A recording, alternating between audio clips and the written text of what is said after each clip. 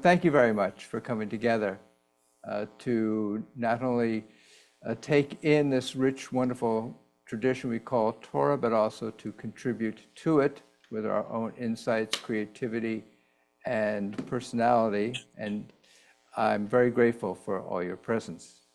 We are in Parshat Acharei Mot, which is in the book of Leviticus, chapter 16, beginning with verse 1. We'll read through the English translation of our weekly portion. I'll share with you a focused study about it, and then we'll open it up for our collaborative conversation about it. Those of you who are currently on mute, if you want to go and unmute, we can together recite our blessing, giving thanks to the opportunity of this moment of study. Baruch atah Eloheinu melech haolam asher tkanu mitzvotav v'tzivanu Torah. Amen. Thank you, God, for the opportunity of this moment to immerse ourselves in words, deeds, and relationships of Torah.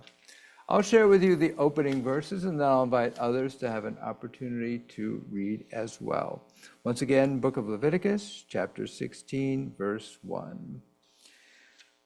God spoke to Moses after the death of the two sons of Aaron, who died when they drew too close to the presence of God.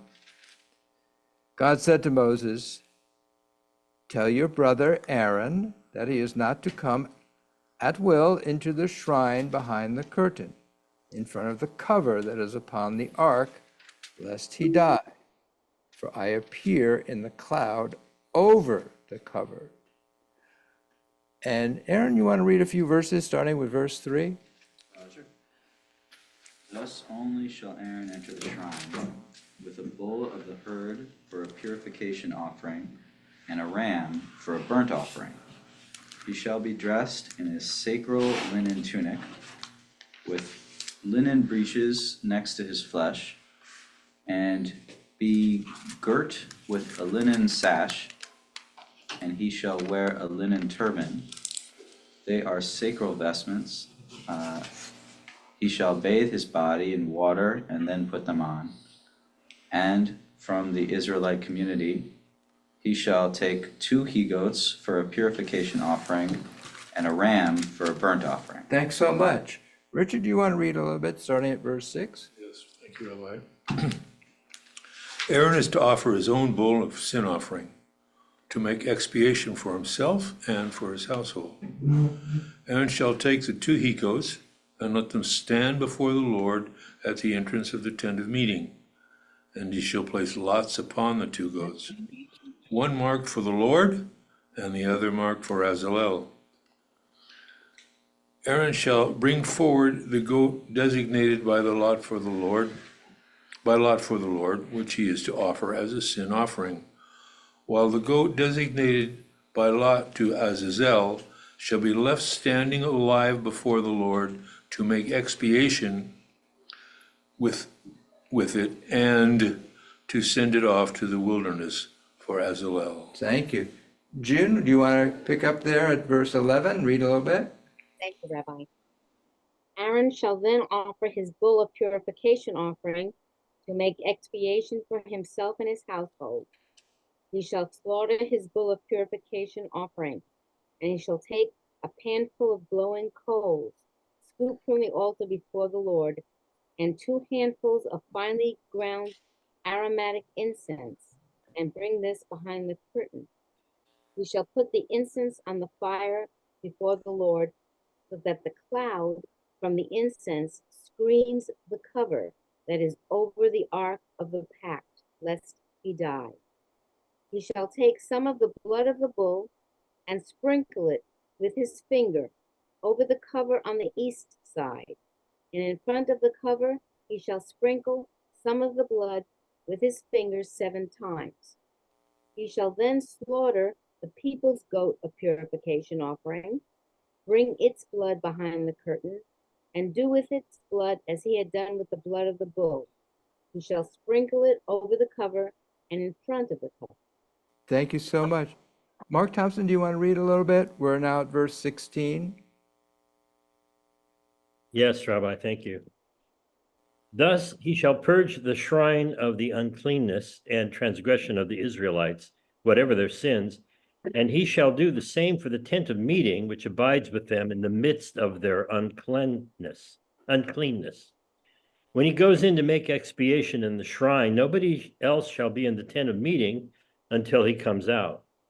When he has made expiation for himself and his household, and for the whole congregation of Israel, he shall go out to the altar that is before Adonai and purge it. He shall take some of the blood of the bull and of the goat and apply it to each of the horns of the altar, and the rest of the blood he shall sprinkle on it with his fingers 7 times. Thus he shall cleanse it of the uncleanness of the Israelites and consecrate it. Thank you. David, you want to read a little bit, starting at verse 20? When he has finished purging the shrine, the tent of meeting, and the altar, the live goat shall be brought forward. Aaron shall lay both his hands upon the head of the live goat and confess over it all the iniquities and transgressions of the Israelites, whatever their sins, putting them on the head of the goat, and it shall be sent off into the wilderness through a designated agent. Thus the goat shall carry on it all their inequities to an inaccessible region, and the goat shall be set free in the wilderness. Thanks, Dave. Susan and David, do you want to pick up there at verse 23? Thank you, Rabbi. And Aaron shall go into the tent of meeting, take off the linen vestments that he put on when he entered the shrine, and leave them there. He shall bathe his body in water in the holy precinct, and put on his vestments. Then he shall come out and offer his burnt offering and the burnt offering of the people, making expiation for himself and for the people. The fat of the purgation offering he shall turn into smoke on the altar. And the one who let the goat go to Azazel shall wash his clothes and wash his flesh with water. And after that he shall come to the camp. And he shall take the bull of the sin offering and the goat of the sin offering, whose blood was brought to make atonement in the holy, outside the camp. And they shall burn their skin and their meat and their dung in fire. And the one who burns them shall wash his clothes and wash his flesh with water. And after that he shall come into the camp. And it shall be an eternal law for you. In the 7th month, on the 10th of the month, you shall degrade yourselves, and you shall not do any work, the citizen and the alien who resides among you, because on this day he shall make atonement over you to purify you. You will be pure from all your sins in front of Yud-Heh-Vav-Heh. It is a Sabbath, a ceasing to you, and you shall degrade yourselves. It's an eternal law. And the priest whom one will anoint and who will fill his hand to function as a priest in his father's place shall make atonement. And he shall wear the linen clothes, the holy clothes, and he shall make atonement for the holy place of the holy. And he shall make atonement for the tent of meeting and for the altar. And he shall make atonement over the priests and over all the people of the community. And this shall become the eternal law for you, to make atonement over the children of Israel from all their sins once in the year. And he did as Yud-Heh-Vav-Heh had commanded Moses. Thank you. And Justin, would you like to read starting at the very beginning of chapter 17? Thank you, Rabbi. The Lord spoke to Moses, saying, "Speak to Aaron and to his sons and to the children of Israel, and say to them, this is the thing the Lord has commanded, saying,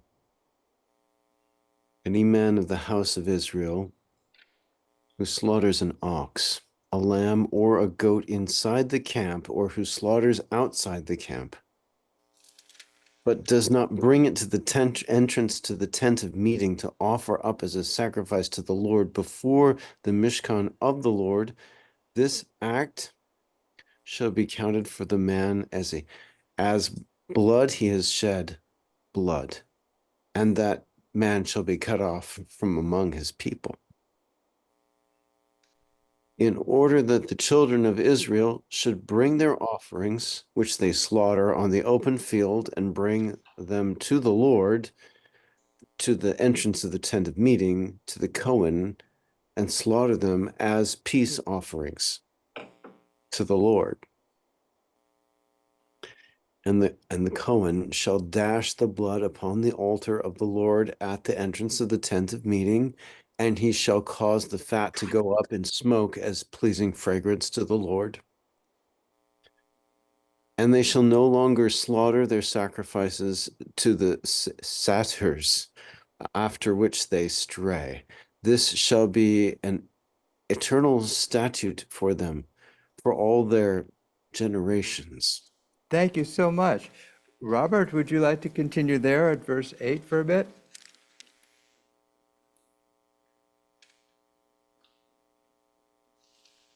Yes, thank you.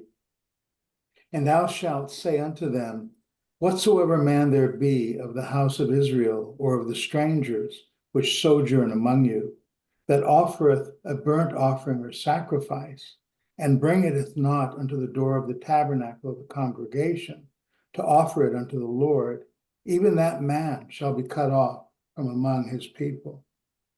And whatsoever man there be of the house of Israel, or of the strangers that sojourn among you, that eateth any manner of blood, I will even set my face against that soul that eateth blood, and will cut him off from among his people. For the life of the flesh is in the blood, and I have given it to you upon the altar to make an atonement for your souls. For it is the blood that maketh an atonement for the soul. Therefore I said unto the children of Israel, no soul of you shall eat blood, neither shall any stranger that sojourneth among you eat blood. Thank you so much, Robert. Let me invite Catherine, if you'd like to continue there at verse 13. Thank you, Rabbi. And if any Israelite or any stranger who resides among them hunts down an animal or a bird that may be eaten, he shall pour out its blood and cover it with earth. For the life of all flesh, its blood is its life. Therefore I say to the Israelite people, you shall not partake of the blood of any flesh, for the life of all flesh is its blood. Anyone who partakes of it shall be cut off. Any person, whether citizen or stranger, who eats what has died or has been torn by beasts, shall wash his clothes, bathe in water, and remain unclean until evening. Then he shall be clean. But if he does not wash his clothes and bathe his body, he shall bear his guilt. Thank you, Catherine. Norman, would you like to read a little bit at the very start of chapter 18? Yes, thank you, Rabbi. Yudhevavah spoke to Moses, saying, speak to the Israelite people and say to them, I, Yudhevavah, am your God. You shall not copy the practices of the land of Egypt where you dwelt, or the land of Canaan to which I am taking you, nor shall you follow their laws. My rules alone shall you observe, and faithfully follow my laws. I, Yudhevavah, am God. You shall keep my laws and my rules, by the pursuit of which human beings shall live. I am Yudhevavah. None of you men shall come near any one of his own flesh to uncover nakedness. I am Yudhevavah. Your father's nakedness, that is the nakedness of your mother, you shall not uncover. She is your mother. You shall not uncover her nakedness. Do not uncover the nakedness of your father's wife. It is the nakedness of your father.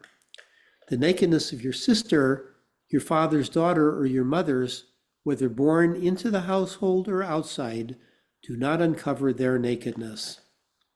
The nakedness of your son's daughter or of your daughter's daughter, do not uncover their nakedness, for their nakedness is yours. Thank you so much, Norman. Let me invite Rose. Would you like to continue there at verse 11? Yes, Rabbi, thank you. Hold on a second.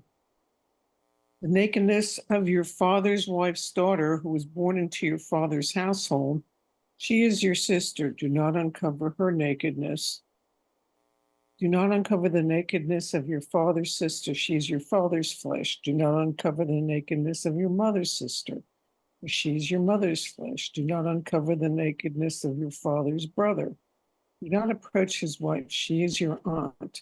Do not uncover the nakedness of your daughter-in-law. She is your son's wife. You shall not uncover her nakedness. Do not uncover the nakedness of your brother's wife. It is the nakedness of your brother. Do not uncover the nakedness of a woman and her daughter, nor shall you take into your household as a wife her son's daughter or her daughter's daughter and uncover her nakedness. They are kindred. It is depravity. Thank you so much. I'm going to invite Margot if you'd like to continue at verse 18. And you'll need to unmute, Margot, if you'd like to read. Thank you so much.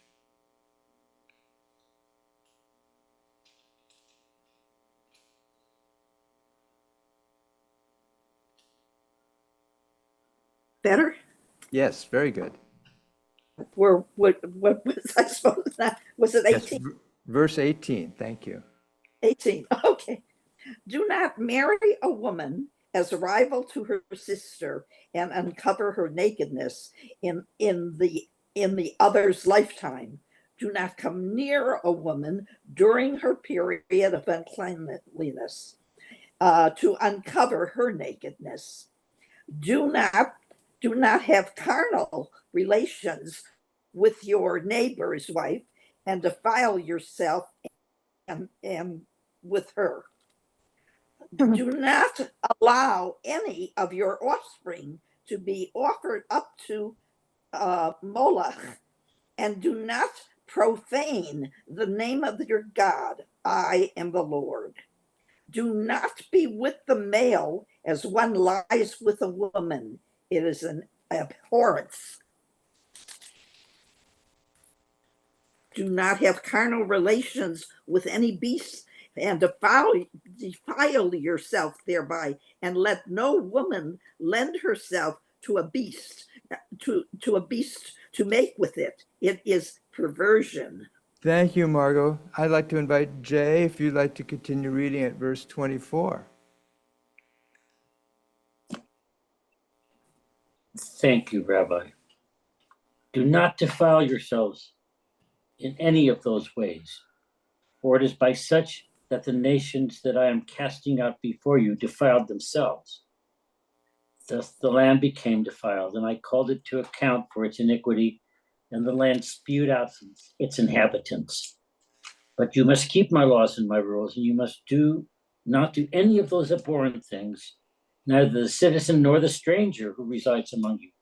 For all those abhorrent things were done by the people who were in the land before you, and the land became defiled. So let not the land spew you out for defiling it, as it spewed out the nation that came before you.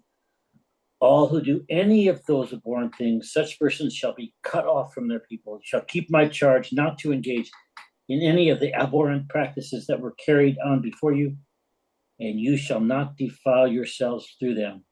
I, Yud-Heh-Vav-Heh, am your God. Thank you, Jay. Thank you, everyone. That's our Torah portion for the week. If you have a copy of the study sheet, I invite you to take it out at this point. I'd like to share with you. Have a focus study about it, then we'll have our collective conversation about it. You know, this year, as I was reading this portion, I was really captured by just the opening words and of course, the opening words which give us the title for this week's Torah portion, Acharei Mot, which literally means after the death. And as I thought about that, I was taken along by the opening words of the Torah portion and my initial inclination to think, well, after the death of what or whom? And the opening words of the Torah hint that, well, it refers to the death of Nadav and Abihu, Aaron's two sons, who, as you remember in an earlier portion, went in and to the sanctuary and offered up an alien fire, some kind of offering that had not been prescribed, and they were consumed by in the presence of God.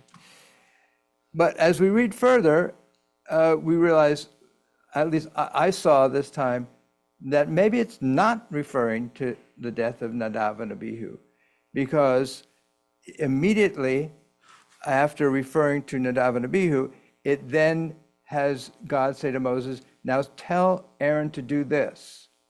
And then what it describes is not a personal rite of either mourning or sadness or anything to do with his two sons in particular. What is the message that God gives to Moses to give to Aaron has to do with a ritual that we now know of as the first ritual for the Yom Kippur service.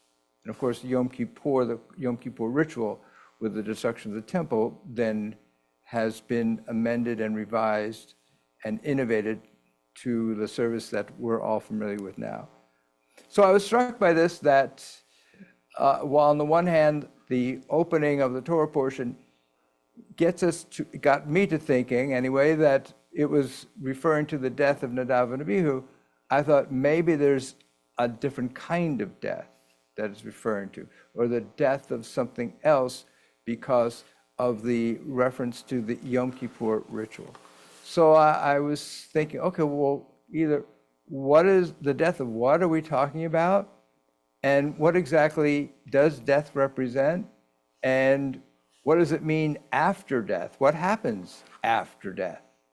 And so that's what got me to exploring the material that I did. And to help me get into the material, I chose 3 artists from mid-20th century German culture. A painter and two writers, one of whom won the Nobel Prize. So I'd like to explore their material because they were dealing with what we have experienced as this massive, intentional, genocidal death of so many millions. And so these artists, these writers, are grappling with that because it's a death that was produced out of the midst of their own German culture. And they're trying to understand, how did that happen and what does it mean?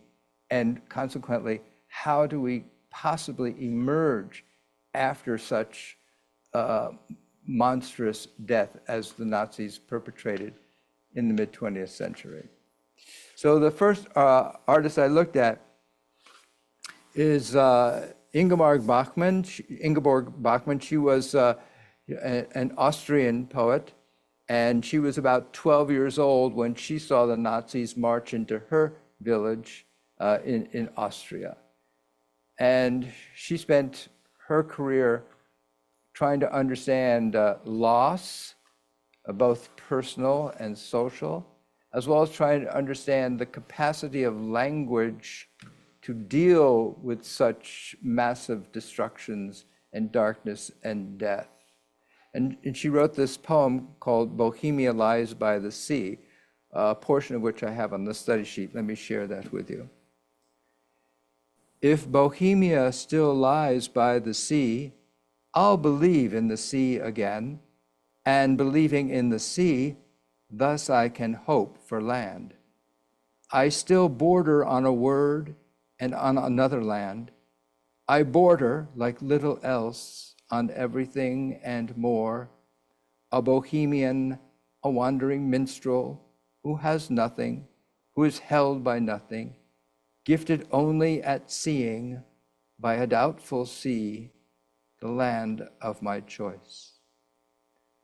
So the irony of her poem, and indeed the title, Bohemia Lies by the Sea, is that Bohemia is a bit of landlocked portion of Central Eastern Europe.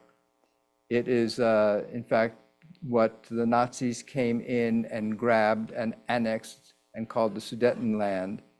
So the sea will never be by Bohemia. geographically, it's an impossibility.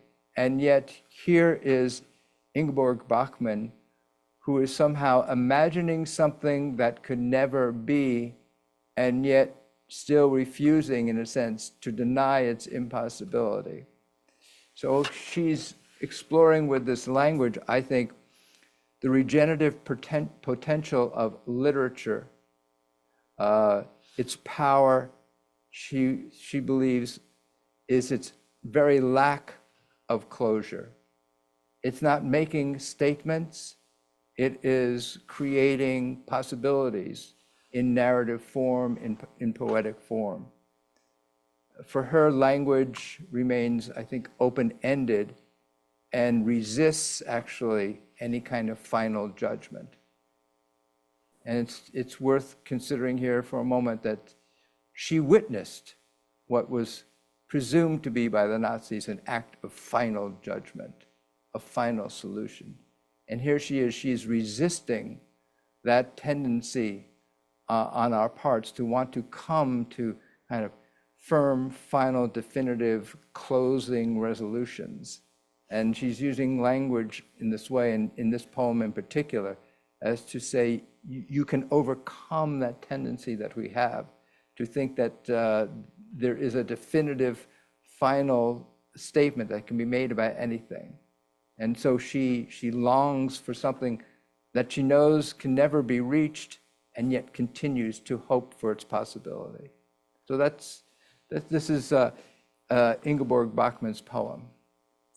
The second person I want to introduce is Nelly Sachs. Nelly Sachs grew up in Berlin, and she and her mother had been ordered in 1940 to report to a labor camp, where surely they would have then been sent to a concentration camp and murdered. And she and her mother were able to escape in May of 1940 on the very last scheduled plane that flew from Berlin to Stockholm. And she fled there, and she remained there. And with her language, she too began to explore what this death culture that she had fled meant, and how could she survive emotionally, artistically, spiritually, after having been embedded in it, having escaped in it. Did she bring any of it with her? Could she overcome it? And actually, a lot of her studies, she had grown up not as a religious Jew at all, but as she began her studies, she grew deeper into Jewish mysticism and Kabbalah, and she incorporates that in a lot of her poetry. And eventually, she won the Nobel Prize for literature. I believe it was 1966. And in the same year that she won the Nobel Prize, she wrote a poem called "Perhaps God Needs the Longing," and I'd like to share that with you. It's in number 3 on our study sheet. But perhaps God needs the longing, wherever else should it dwell, which with kisses and tears and sighs fills mysterious spaces of air, and perhaps is invisible soil from which roots of stars grow and swell, and the radiant voice across fields of parting which calls to reunion there. Oh, my beloved, perhaps in the sky of longing, worlds have been born of our love, just as our breathing in and out builds a cradle for life and death. We are grains of sand, dark with farewell, lost in birth's secret treasure trove. Around us already, perhaps future moons, suns, and stars blaze in a fiery wreath. Nelly Sachs writes this poem where she's acknowledging the inevitability of death, but somehow she is also imagining life's capacity to transcend death, to actually be the possibility of after death there being some kind of creation of new life, which is stars and moons and suns. And so for her, longing is not a desire to possess, but a movement away from loss to a procreation of new life. And this is an article about Nelly Sachs by Johannes Anderegg. He points out this very notion about what is longing for Nelly Sachs and writes, longing is an expression of being underway, not of retreating into a sense of loss, but a sense of moving forward with desire, with a desire to bring new life into the world. So the third artist from within the German culture that I'd like to share is our painter for today, Anselm Kiefer, and his painting that I've chosen is on the front of our study sheet. And Anselm Kiefer was born in the closing months of World War II, and he has spent his entire career as an artist grappling with his very culture that produced the Nazi death culture, and trying to understand how did it grow out of German soil and German culture, try to understand German mythology, and trying to understand what a German post-World War II identity might look like and what issues might it have to grapple with. And the painting here that I've chosen by him is called Bohemia Lies by the Sea, which is the title of the poem from Ingeborg Bachmann that we just read. And although it may be hard to see on the replication that you have before you, there are lines from that poem that he incorporated into his canvas here. And one of the interesting things about the canvas is that there's actually very little paint here. It's a canvas that is populated with a lot of other materials, oils, emulsions, shellac, and charcoal, burlap. These are all materials which don't lend themselves to a great deal of bright, cheery colors. They are actually materials that come out of nature, out of the earth itself. And what we have here is a pathway in the middle going through a field of poppies. And poppies are a flower that represents sleep, dream, death, and also veterans who fought in wars. So there's a lot of somnolence and also death that is represented by the poppies here. And yet, he refuses to just succumb to the allure of the poppy. He refuses to allow himself to either go to sleep or refuses to be buried in the ground here, because he's carved out this pathway that leads to a horizon. And if you turn back to the second page of our study sheet, I have in number 6 a quote from our artist Anselm Kiefer. He says, "Art is longing. You never arrive, but you keep going in the hope that you will." So I want to share with you something from going back a couple thousand years to early Midrash, number 8, from Rabbi Yeshua says, "The Holy Blessed One said to Moses, all that Israel has to do is to go forward." So I want to suggest that what's happening in our Torah portion here is a reminder that death is always with us. Death is an ever-present part of our lives. It's unavoidable, but we have the capacity not to succumb to it, not to give in to it, and not to be dragged down by it.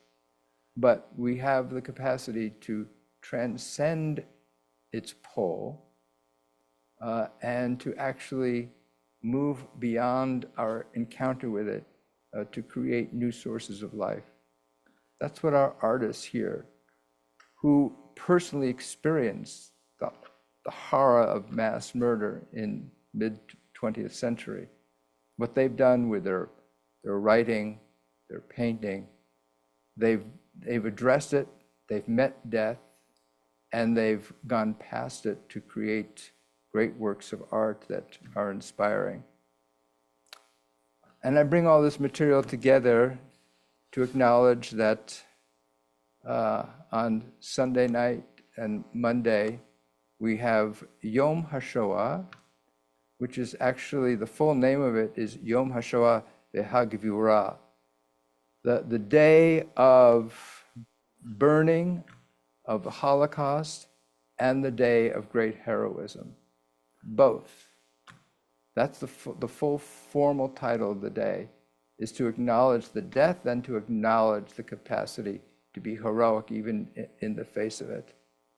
So with that, I'd love to know what you encountered, what you read, what you saw, what you felt in the course of meeting this material today. So if you raise your hand, I'd love to call upon you. I see Jay has raised hand and Rose, so let's start there. Go ahead, Jay. Thank you, Rabbi, and greetings to everyone in this post-Pesach assembly. I was sitting here, as I did, but I didn't a couple of weeks ago when someone did turn the painting upside down. I was sitting here rotating the painting, and it looks very interesting upside down, even on the side. However, close your eyes and picture this work of art over 18 feet in length and 6 feet in height. I'm closing my eyes for a minute because it's longer than just about any room in my house and 6 feet in height. And after Passover and with Yom HaShoah, the Remembrance Day coming up, I was just touched by the desire for Hashem to be a holy and sanctified community.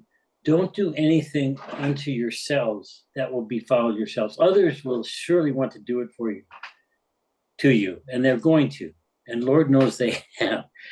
But just don't, and you will survive. Maybe not your particular person, but your offspring, and on into the year 2024. That's all I have to say. I'm very touched by this, Rabbi. Thank you. Thank you so much for your offerings, Jay. Very beautiful. Thank you. Let me call upon Rose. Go ahead, and then Catherine. Thank you, Rabbi. Well, I'm not really sure what the paintings and your line of thought really have to do. I mean, I'm just not making that connection in my mind. But having said that, just looking at the painting and what Jay mentioned, the size, the title and probably the subject matter is actually aspirational. What the artists are creating is an alternate reality, which is why the size is big. So he's saying areas by the sea. Well, maybe not in, as they say, Earth 1, but possibly in Earth 2. In other words, the reality that our brains and our souls, and by extension our artwork, create, that this is an aspirational thing, that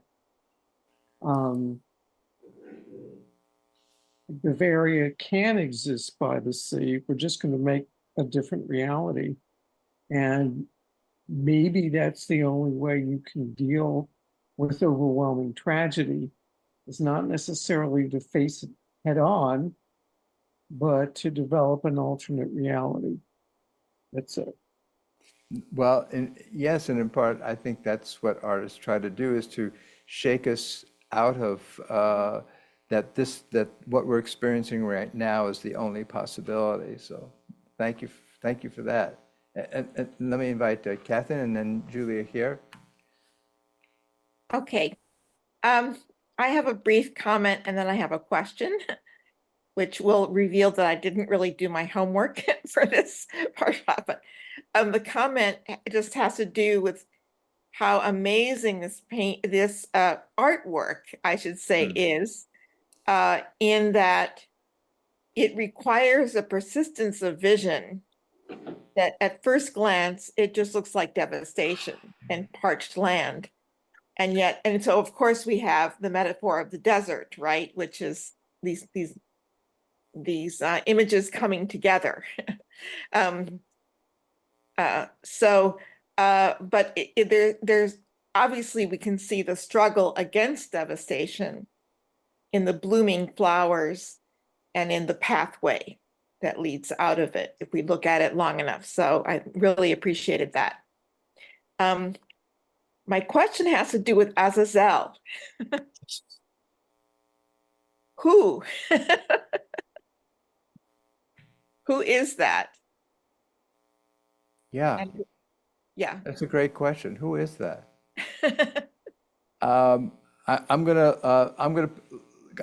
not gonna answer that directly because the people might have some other, might have insights into that. I'll get back to it though. But I also want to acknowledge what you said about the painting too, which is that one of the remarkable things about the painting is that one normally would associate great art with being representations of a higher state of being, of a higher state of perfection, right? That's what Renaissance paintings tried to do, is to present us in our highest self, to display what was eternal and everlasting. And here, in a sense, what Anselm Kiefer has done has been to reverse course. The very materials that he uses in his painting are not designed to last. And one of the famous aspects of his works is they're constantly falling off the canvas. They're rotting and dropping off. They're a conservationist nightmare because it's hard to maintain these pieces. So he has placed on the canvas an acknowledgement of the frailty, vulnerability, and transitoriness of life, and seems to be saying, and yet, we persist. And yet, we persist. So I'll get back to Azazel in a moment. Let me call upon Julie, if you want to say something, and then I'll call upon Robert. Sure, thank you, Rabbi. Yeah. And hi, everybody. Well, you know, on this theme of art and the power of it, and what artists are really about and what they're trying to do, and I know this firsthand because my daughter is one of them. Anyway, okay, I saw a bumper sticker the other day. I thought it was brilliant. It just said, "Life without art is stupid." I just thought, yeah, that's a 20-year-old talking. Anyway, but an analogy to this painting that you spoke about very eloquently made me think back to my years of art history classes, falling asleep late afternoon, but studying in depth Picasso's Guernica. And talk about big canvases, it occupies an entire large room's wall. It is so powerful. It says so much. It speaks volumes. It's passion. There's so much. You could literally just park yourself there for a couple hours and study it, which I did. Anyway, so I was thinking about that, the power, what a powerful medium it is. It touches people's hearts. And then onto the other sort of what people were reading, the different sections. I mean, it's staggering, the plethora of prohibitions. I mean, it's like a list of things you tell a kindergartner, you know, don't eat rocks, you know. But it indicates that a playbook was needed. Chaos was incompatible with, you know, starting this thing called Judaism or just any civilized life. And my mind quickly made a parallel, very quickly. It might be a bit irrational, but it's powerful. Thinking of this list of prohibitions, what you're not, you know, you shouldn't see your sister naked, blah, blah, blah. It reminded me of how violently and cruelly every single one of these was violated on October 7th with the Israeli women getting raped. That is something that touches me really deeply. I want there to be reckoning at The Hague. I want there to be reckoning as high up as it can go. These women were so brutally killed. It isn't funny. And I'm not going to go into any details because it's really horrific and we don't need any more. We're all saturated. But I mean, I read something once and I really wonder if it applies here, that God hears the tears of women. And I think about that when I see things like that that really touch my heart. It's like, how could anyone do this? 11-year-old girls, come on. Could have been my daughters, easily. Anyway, I thought of a lot of things there. Thank you. Thank you for just letting those emotions come out and for sharing all that. I'm very grateful. I'll try not to get weepy next No, it's okay to be weepy. It's all right. Let me invite Robert, Richard, and then David and Susan. So Robert. Yes, thank you again for another inspiring evening and all the comments that have been made. If I may, I'd like to say something to Judy. There is a campaign, it's a year-long campaign entitled Our Story is One. I think you all know I'm a Baha'i, and there are many parallels between the sufferings of Baha'is and what the Jews have gone through. They've been persecuting Baha'is nonstop for almost 200 years. And so 10 mainly young women as young as 17 were hung in the public square in Shiraz. And the campaign is an accumulation of art of all kinds. I've submitted 3 poems, although they're inadequate, I'm sure. And there's music and all kinds of things, but you might enjoy just looking at that because there's a worldwide recognition that women have been oppressed. And what we've seen in the news is horrific. The comments I wanted to make were these. The first thing that struck me in the selection was that it addresses the common weal of the community over the common weal of the individual. And that is a lesson, again, like these other lessons now for the individual that contribute to the common weal. It's a cycle, right? One contributes to the other. These things that can lead to abasement, but if we obey those laws, then we are on the path to loftiness.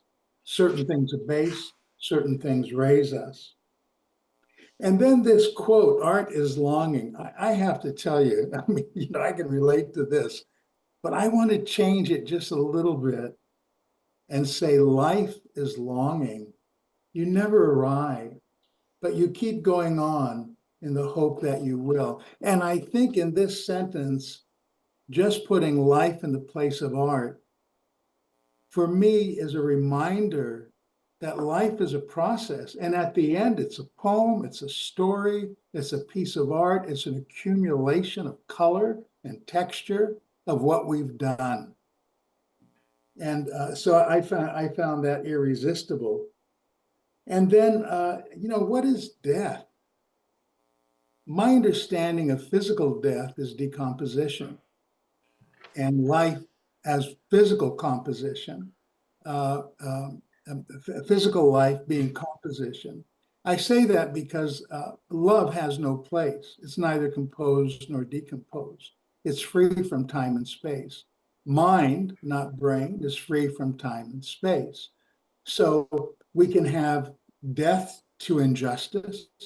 We can have death to untruths, deaths to wickedness, and we can also have death to love. But for me, my understanding is unlike the animal kingdom, the human condition is everlasting. And I think, I'm not saying everyone should agree with that, but having that perspective, life is longing, and I'm just going to say throughout eternity, you never arrive throughout eternity, but you keep going on throughout eternity and hope that you will, because art or life, the beauty of it is in the process. Now, I'm not a very good poet, but I write poetry because I can really relate to this. The joy is in the writing and the formulation. When I'm done with the poem, I think, my God, why did I waste my time on this? You know, I mean, it's not as good as I want it to be. So I think if we look at that and then tie Torah to it, what is Torah trying to teach us about the art of life, the vision of life, the beauty of life, the loftiness, spirituality of life, versus merely the mere physical aspect of life, which in a way is pure hell. Because once we hit 25, we start moving downhill. And all you have to do is look at my face until I'm way down that road. So those are just a few thoughts. And as always, I always love being with you all. By the way, last week I was at the Baha'i National Convention, and the Baha'i House of Worship is in Wilmette for the Mother Temple of the West. And you were all remembered in prayer. I don't know if that means anything to you, but it means something to me. Thank you. I love you. Thank you so much, Reverend. Thank you for your comments tonight and for remembering us during that national convention. It means a great deal to us. Let me call upon Richard and then David and Susan. Thank you, Rabbi. The thing that struck me tonight was believing in the sea, thus I have hope for land. And I substituted for the word sea, spirit, and for the word land, life. Here we're all going to die. Utopia doesn't exist. It never has, it never will. But there's something beyond life, and that is learning to the action of love, or the action to, I interrupt my thought with the notion that what's going to happen to this culture after the end of Trump? We're so disarrayed. Is it going to pick up again? And how do we deal with that? Well, by trying to love and trying to balance, and having the idea that if I continue to believe and have faith, not hope that it's going to get physically better, but faith that's what's going on. And the mourner's prayer is really, as I understand it, just to say, God doesn't make mistakes. This person died, and that's what's supposed to happen. Don't worry about it. And that's what we all going to go through. But if we have that faith, then maybe we can do something to keep love alive on the planet so people can have this second womb we're all in to go through this transformation. And I think this poet speaks to that. Thank you, Richard. And David and Susan. Thank you, Rabbi. And Richard and Robert both. I felt like I felt like there were poems coming out of both of you.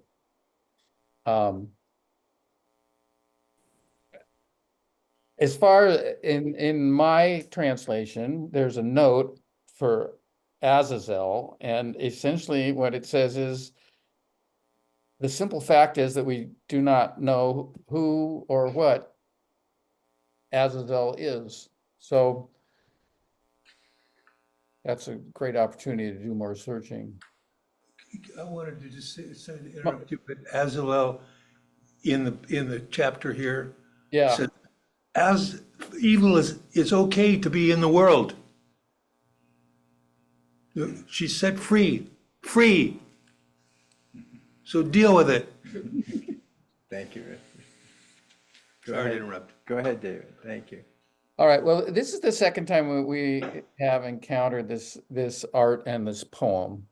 Yes. And I've had the same reaction this time, and I dived into it again to see if I saw it differently, and I don't. And that is that her poem, read in full, comes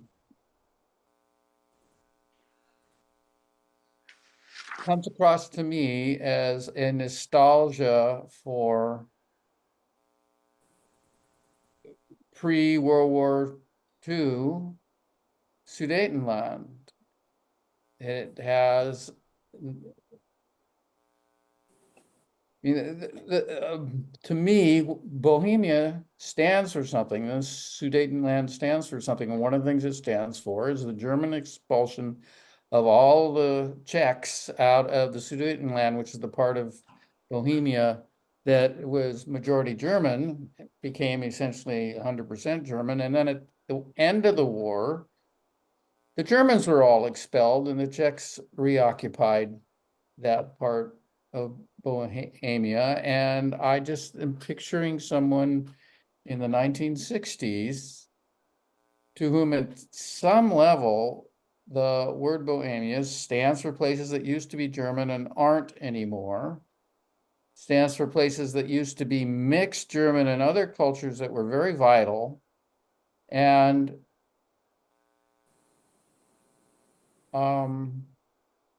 it made me kind of angry with her. Sorry to be negative. No, it's not negative. It's what you saw there. And I would encourage you to also perhaps reach into some of her other writings, especially some of her novels, where she deals a lot with the notion of loss and the capacity to overcome loss. And there's no easy answers to what she comes up with, which I think is what she was dealing with in her own life, as well as trying to convey, which is resolution about all this is almost impossible to achieve, and yet she refuses to stop writing. You know, the writing might be it.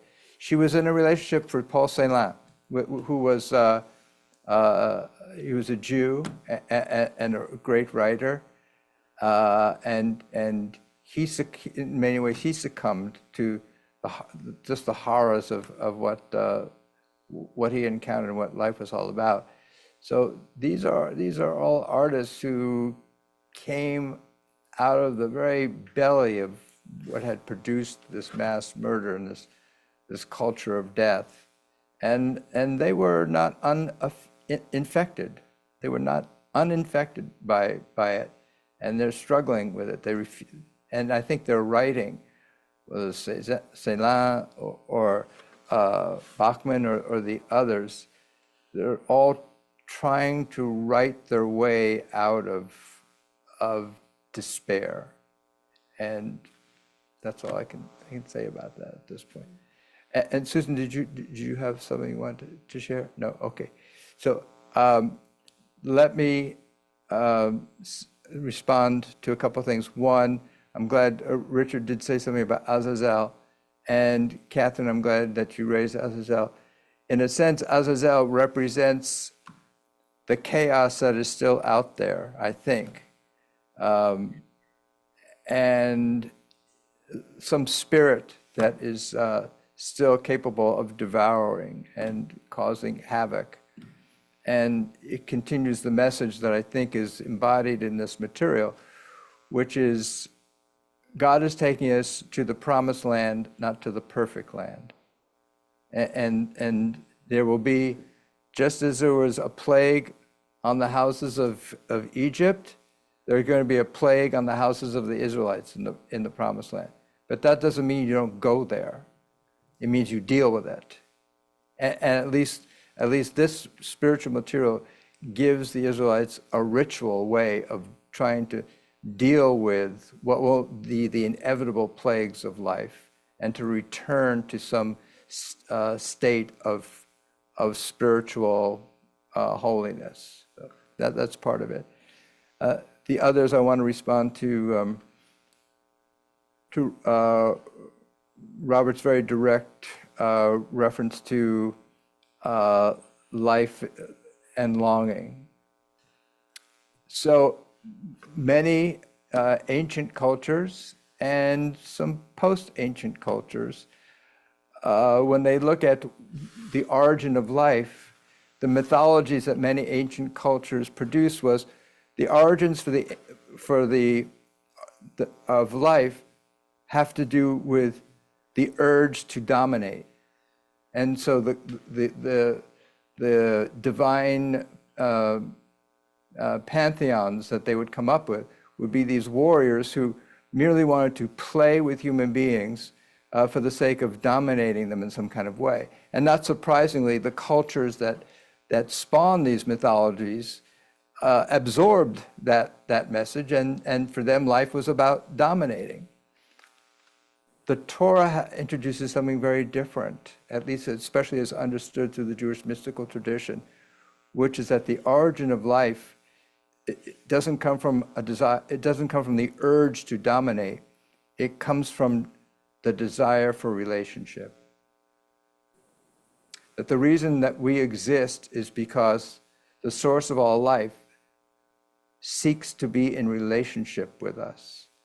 And that's the spiritual DNA, if you will, that's passed on to us who have embraced that sacred mythology, which is that life is about the desire to have relationships and not be alone. And the desire to dominate is very much about, ultimately, the desire to be alone. And to live out a life of alienation. I mean, that's what the desire to dominate is all about. And the desire to love is based upon the desire for attachment, connection, and embrace.